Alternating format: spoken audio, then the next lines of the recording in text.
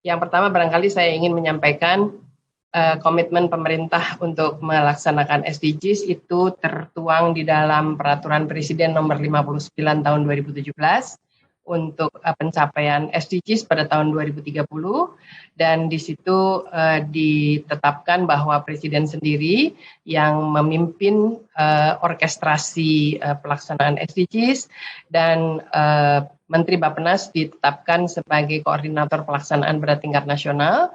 Dan oleh karena itu ada sekretariat yang membantu tim koordinasi nasional pelaksanaan SDGs yang mendukung juga 34 gubernur dan 500 lebih bupati dan wali kota di dalam melaksanakan SDGs. Jadi sekretariatnya sudah dibangun sejak tahun 2016. Jadi SDGs lahir tanggal 25 September 2015. Per 1 Januari 2016 Indonesia sudah siap melaksanakan SDGs karena kita sudah memasukkan 94 target dari 169 target SDGs di dalam RPJMN 2015-2019. Mengapa itu bisa terjadi? Karena Indonesia menjadi salah satu negara yang sangat aktif merumuskan Sustainable Development Goals pada tingkat dunia. Kita ingat Bapak Presiden Susilo Bambang Yudhoyono sebagai salah satu dari eminent person, 4 eminent person yang ditetapkan oleh Sekjen PBB. Kemudian kita juga Bappenas bersama Kementerian Luar Negeri sangat aktif memasukkan berbagai macam national interest, national agendas kita menjadi global agendas. Dan oleh karena itu, kalau kita melaksanakan SDGs, pada dasarnya kita melaksanakan national development agendas kita. Penyelarasan antara RPJMN baik Nawacita 1 maupun Nawacita 2 Bapak Presiden Jokowi dan Wakil Presidennya, yang pertama Pak JK dan yang kedua sekarang Prof. Amin, beliau kita sudah memetakan betul bagaimana 17 goal itu sangat selaras dengan Nawacita, dan oleh karena itu kita boleh mengatakan bahwa Nawacita pada dasarnya sangat global oriented untuk mengadres national agendas. Jadi alignment antara kita dengan global targets itu sangat berat. Saya akan cepat saja menyampaikan mengapa no one is left behind itu menjadi hal yang amat penting, dan dia merupakan pesan besar dari SDGs karena dunia belajar dari MDGs, Millennium Development Goals, yang lebih banyak didrive oleh pemerintah dan hanya dilakukan oleh negara-negara berkembang. Sustainable Development Goals dia dilakukan oleh semua negara, dan oleh karena itu karena target-targetnya sangat ambisius, maka semua pihak harus terlibat. Siapa itu yang harus terlibat? Tidak hanya pemerintah dengan parlemen, tetapi juga NGO, dunia usaha, media, kemudian academicians, para ilmuwan, dan juga dunia usaha, filantropi. Nah, mengadres apa? Mengadres tidak hanya pembangunan manusia seperti di dalam Millennium Development Goals. Sustainable Development Goals mengadres pembangunan manusia atau dimensi sosial, tetapi juga ekonomi yang berkelanjutan dan memprotek planet sebetulnya. Planet yang mau kita protek karena kita ingin mewariskan planet ini kepada generasi berikutnya, agar planet ini menjadi tetap tempat yang baik untuk hidup. Dan oleh karena itu kita melaksanakan pembangunan saat ini tanpa berkompromi untuk menjaga planet ini untuk generasi-generasi berikutnya. Jadi oleh karenanya disebut dengan sustainability. Nah, no one left behind itu tidak hanya para pemangku kepentingan yang harus semua beserta, tetapi juga para penikmat program. Jadi tidak boleh ada satu penikmat program yang tidak dicakup. Misalnya kalau kita mau lihat, jangan sampai perempuan itu yang tidak mendapatkan manfaat dari Sustainable Development Goals. Jangan sampai ada sekelompok penduduk yang kurang beruntung, kelompok-kelompok yang berada di bawah kira-kira pendapatannya di 20% terbawah dari distribusi pendapatan, itu tidak mereka harus mendapatkan manfaat. Begitu pula dengan mereka yang saudara-saudara kita yang mengalami kecacatan, tidak boleh mereka ditinggalkan. Jadi No One Left Behind mengadres stakeholders-nya juga beneficiaries-nya. Jadi dan yang paling penting Sustainable Development Goals itu mengadres human rights. Jadi bagaimana hak-hak asasi manusia itu dikedepankan. Nah, mengapa Decade of Action? Karena kita punya waktu, pada waktu ini diluncurkan masih punya waktu 10 tahun, yaitu di tahun 2020 lah. Sekarang kita tinggal punya waktu 8 tahun lagi dari sekarang. Bagaimana kita membentuk kerjasama yang konstruktif dan positif, tidak hanya pemerintah dan parlemen, akademisi, pakar, ormas, media, filantropi, dan pelaku usaha, tapi yang paling penting sebenarnya adalah prinsip-prinsip kemitraan itu. Harus ada kepercayaan di antara semua pelaku ini, harus ada upaya untuk saling terbuka, what is going on misalnya ya, lalu saling mengisi hal-hal yang tidak terisi oleh pemerintah, itu di situ pihak-pihak non pemerintah akan banyak sekali berperan. Begitu pula dengan mutual respect, ya, saling menghormati antara pemerintah dan non pemerintah, sehingga dengan demikian No One Left Behind sungguh bisa dilaksanakan. Untuk apa? Untuk mengadres 17 goal yang ada di sebelah kanan. Mulai dari tanpa kemiskinan, tanpa kelaparan, bayangkan tuh 2030 nggak boleh ada yang miskin, nggak boleh ada yang lapar, kehidupan sehat dan sejahtera harus terwujud, pendidikan berkualitas harus terwujud, kesetaraan gender harus terwujud, kemudian air bersih dan sanitasi layak harus tersedia, kemudian kita juga harus bicara mengenai energi, kita harus bicara juga mengenai pekerjaan layak yang baik di tahun 2030, kemudian industri, inovasi, dan infrastruktur harus bagus, harus adil, oleh karena itu berkurangnya kesenjangan yang diukur dengan Gini ratio itu harus menjadi semakin lama semakin kecil. Begitu pula dengan kotanya tuh harus menjadi tempat yang enak dihuni. Kemudian harus juga bicara mengenai responsible consumption and production. Jadi bagaimana kita melakukan produksi dengan konsumsi yang bertanggung jawab. Ini berbagai macam recycling itu ada di sini. Kemudian tentu saja perubahan iklim itu menjadi isu yang besar yang ada di dalam SDGs. Lalu kehidupan di bawah laut, jadi itu ekosistem laut, ekosistem daratan, kemudian perdamaian. Perdamaian itu harus menjadi means of implementation agar seluruh goal ini dapat dicapai dengan mengedepankan kemitraan. Jadi apa yang kita lakukan ini sebetulnya kalau masuk dalam 17 goal itu ada di goal 17. Di dalam melaksanakan ini kita tahu tadinya kita mau bikin 2030 ini yang mau kita kerjakan, tapi Tuhan memberi hal lain pada manusia yaitu COVID-19. Kita belajar sebenarnya dari pengalaman sebelumnya dengan Black Death dan Spanish Flu. Sekarang kita tahu bahwa selama dan pasca COVID ini ada banyak hal yang harus kita kerjakan. Sistem kesehatannya nggak bisa seperti sekarang, ya harus dirubah, harus responsif terhadap pandemi.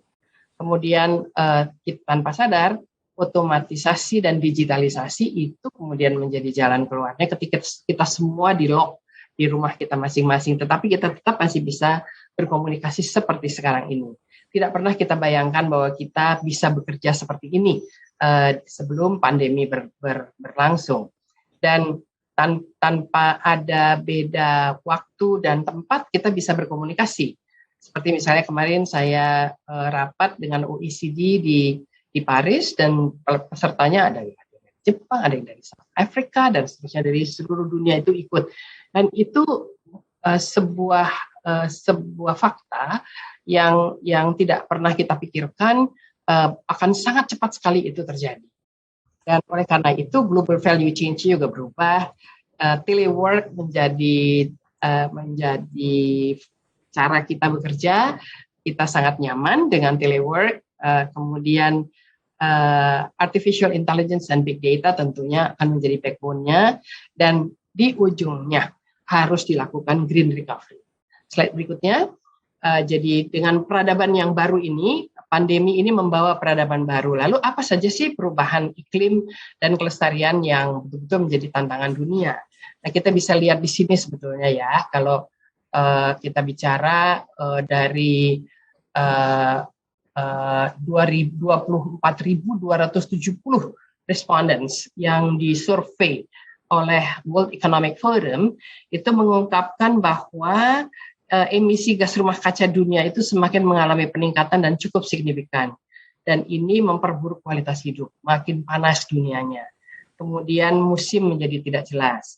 Kalau di negara dingin, masih 4 musim itu masih terasa. Kita sekarang musim hujan sepanjang tahun, ya kita itu bisa melihat itu. Jadi wet dry season. Nah, kemudian rata-rata suhu dunia ini sudah naik 1-2 Celsius. Ini dia, sehingga pola tanam pertanian dan perkebunan menjadi berubah. Ini tantangan yang besar. Sebetulnya nanti ujungnya gimana food system kita, itu yang menjadi isu. Nah, ini kalau lihat di tingkat Indonesia misalnya ya, tingkat kemiskinan ekstrim kita, tadinya kita sudah single digit di tahun 2019, tahun 2020 naik dia. Jadi 10,19 sebagai dampak dari COVID. Begitu pula dengan tingkat kemiskinan ekstrim naik dari 3,7 menjadi 4,2. Jadi ini merupakan bagian yang penting sekali untuk selalu kita address. Jadi initiatives yang perlu dipikirkan itu sebenarnya adalah mengadres ini dia. Angka di tahun 2021 kemiskinan sudah mulai turun, tapi belum seperti yang kita harapkan. Padahal Bapak Presiden bilang tahun 2024 there is no extreme poverty anymore. Jadi harus nol. Nah, itu jadi kedandapan untuk kita menuju ke sana.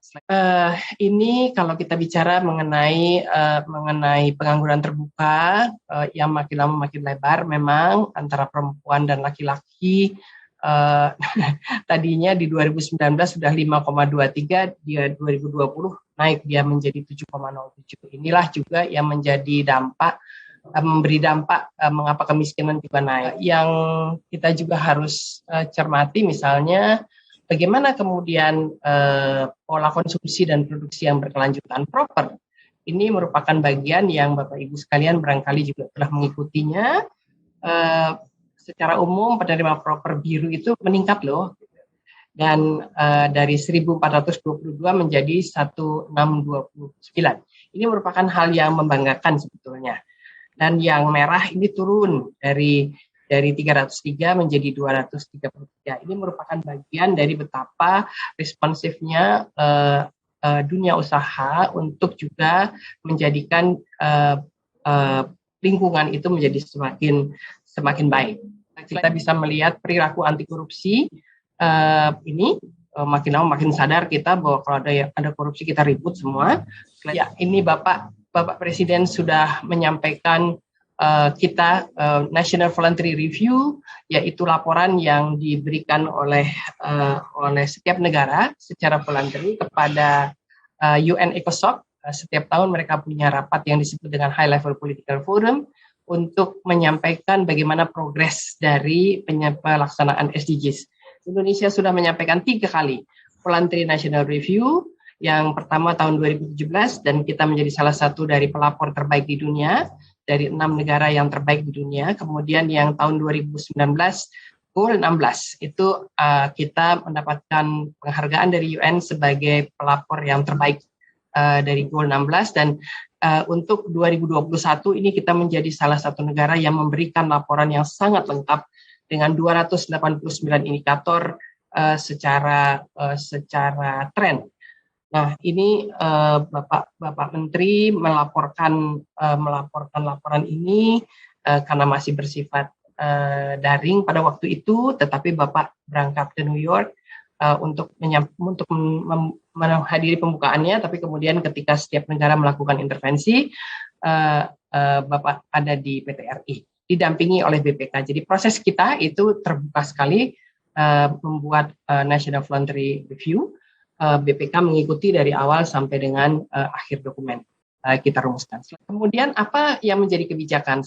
Kita melihat bahwa COVID-19 itu sangat berpengaruh terhadap upaya kita mencapai SDGs. Misalnya kalau kita lihat di pilar sosial saja, pilar sosial itu laju penurunan kemiskinan menjadi lebih lambat. Padahal kita ingin sekali mempercepat penurunan kemiskinan itu sehingga inequality antara satu kelompok dengan kelompok yang lain menjadi semakin kecil gapnya. Kemudian status gizi ini juga sangat terpengaruh tentu saja dengan naiknya kemiskinan. Kemudian pelayanan kesehatan dasar ini terkendala karena semua takut keluar. Posyandu pada awalnya dalam 20 bulan ini di 1 tahun pertama semua gagap, nggak ngerti, takut gitu. Padahal pemeriksaan untuk kesehatan anak dan ibu termasuk ibu hamil itu harus dilakukan secara periodik. Jadi ini bagian yang paling berat dari dampak ini. Kemudian guru dengan adanya belajar jarak jauh, kita memang harus mengakui bahwa kualitas pembelajaran turun, kita mengalami learning loss yang cukup signifikan. Nah kemudian tentu saja kalau terjadi shock yang luar biasa di satu kelompok yang kurang beruntung, maka kekerasan terhadap perempuan dan anak itu akan menjadi isu yang besar. Lalu pada pilar ekonomi, laju penurunan rasio Gini memang lambat, kualitas produktivitas dan tenaga kerja juga terpengaruh menjadi lebih rendah. Kemudian investasi itu juga terpengaruh. Kemudian integrasi infrastruktur untuk meningkatkan efisiensi pengerahan barang dan orang itu pun juga belum bisa kita lakukan secara optimal, walaupun semua dilakukan meski pandemi itu melanda kita semua. Dari pilar ekonomi, pilar lingkungan misalnya, akses pembiayaan perumahan itu akan menjadi terkendala. Reduce, reuse, recycle perilaku ini juga kemudian tidak seperti yang diharapkan. Food waste menjadi banyak. Lalu pelanggaran hukum seperti illegal logging, kebakaran hutan, ancaman kepunahan satwa langka dan seterusnya. Dari sisi pilar hukum misalnya, pelayanan publik yang belum responsif ini menjadi bagian yang dirasakan, terutama untuk mengadres kelompok rentan. Lalu organisasi bantuan hukum yang sudah terakreditasi untuk melakukan bantuan hukum bagi orang dan kelompok miskin ini pun juga belum memadai.